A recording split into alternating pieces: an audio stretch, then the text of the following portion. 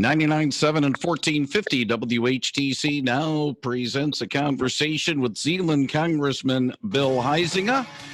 He's on the other end of our Zoom connection. Bill, good morning. I hope all is well with you and the family as you are chatting with us from the district today. Yes, and we've been home since kind of blends together, I guess. But I guess almost 2 weeks ago now. It was 2 weeks ago. I jumped in my truck and headed out to D.C. and did telephone town hall from the parking lot of an Applebee's somewhere in Pennsylvania. We are doing another telephone town hall this evening, about 7:30, 7:45. So if people are interested, they can go to huizenga.house.gov and they can sign up to then receive a call when we do that dial out to everybody. And we're this. I think this is week 5 or 6 of doing this weekly telephone town hall, and they've just kind of shifted as we've done them a little bit, and so we suspect a lot of discussion this week about what's been happening with those small business loans. That seems to be a big concern. Senate might be taking up an addition on that. Maybe as early as today, maybe as early as the end of the week, which would be tomorrow, or early next week as well, because there's been concern that the money that was allocated during the CARES Act is going to go away pretty fast. Well, yeah, that was about $350 billion. There's been a huge response, and frankly, the stay in place order, like what we have here in Michigan, has suddenly taken some businesses like construction that in other states are deemed essential, and they're not deemed that here in Michigan, and therefore it's sort of widened the net as to who is being affected by that, and those kinds of things. So it's been very, very popular. There's a discussion of about another $250 billion going into that. Unprecedented response.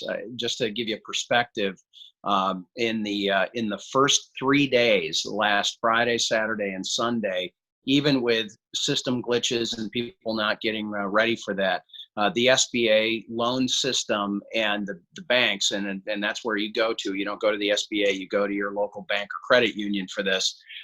They did more volume in those 3 days than they did for the entire year previous. 1 day volume is actually over a month average the first day, and it's been growing since then. So there is definitely a need for it. Unfortunately, and we had this conversation with phase 3. It's, are we going to allow non-COVID related, non-economic related items into this? And we've put $100 billion forward for hospitals and those kinds of things in this phase 2 and phase 3. And at some point we've got to step back and go, okay, let's see how this is going to flow through the system and how it's working before we just continue to just write a check here, or more accurately, put it on the debit card and credit card. That's going to have some ramifications too.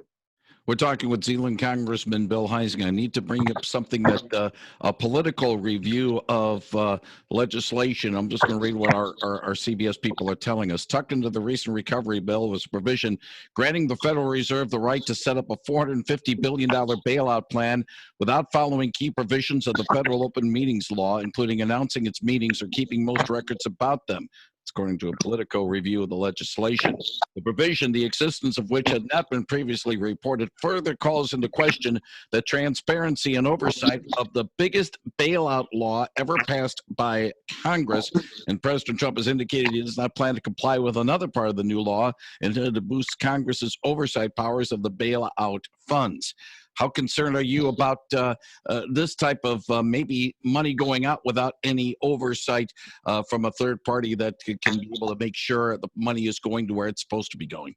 Yeah, let me start with the second one. I think that what you may be talking about is Speaker Pelosi had talked about setting up an additional oversight and review. There's actually, I believe the number is 4 permanent review and oversight functions, different committees other than even what Congress has. And we've got inspector generals that are in all of those. Now, having said that, transparency is key on this. And one slight difference is from 2008, where there was an actual bank bailout. This federal program this time around is a loan program that is going in. For the most part, there is another part of it, about half of it, for like the airlines and that kind of thing, could be converted into a grant.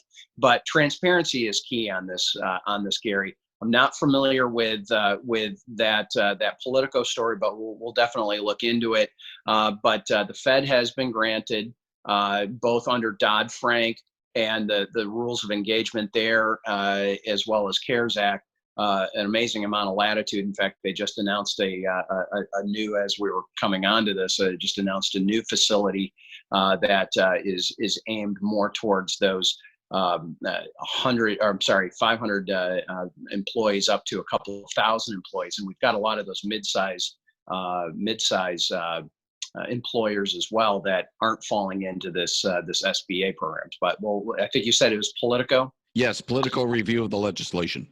Yeah. So we'll take a look at it. Yeah, because and then how concerned are you about the fact that the government official chosen as the chief watchdog for the stimulus package had been dismissed by the administration?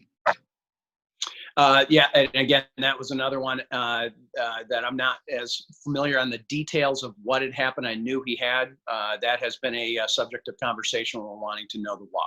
Now, the new chief of staff for the White House apparently is ruffling some feathers already. I know it's a White House thing, administration thing, not a congressional thing, but the new chief of staff was a former Congress member. Some say he's sort of cleaning house a little bit right now.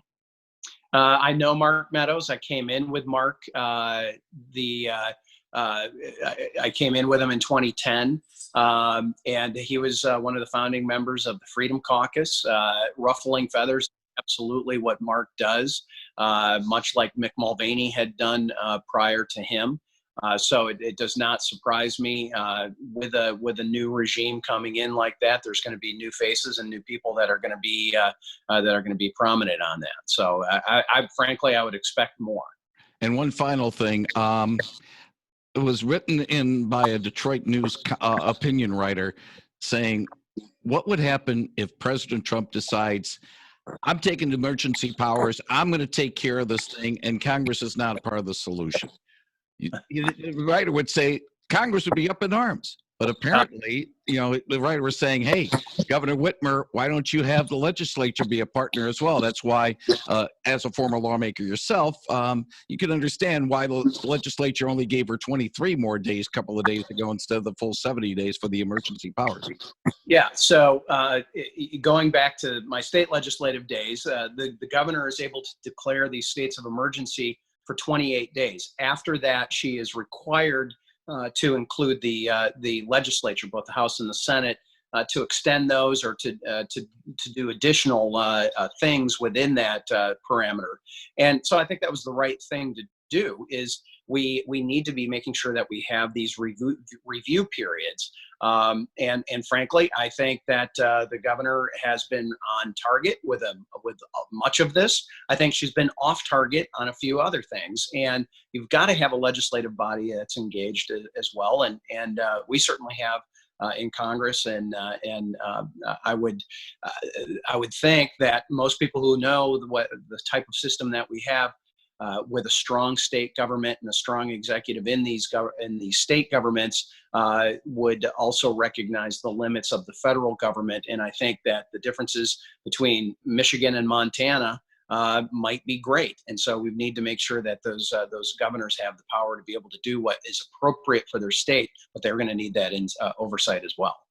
Zeeland Congressman Bill Huizenga joins us Thursday mornings to talk about what is going on in Washington. Obviously, right now, the COVID-19 situation is first and foremost. We appreciate him joining us today in this Zoom teleconference, as they say.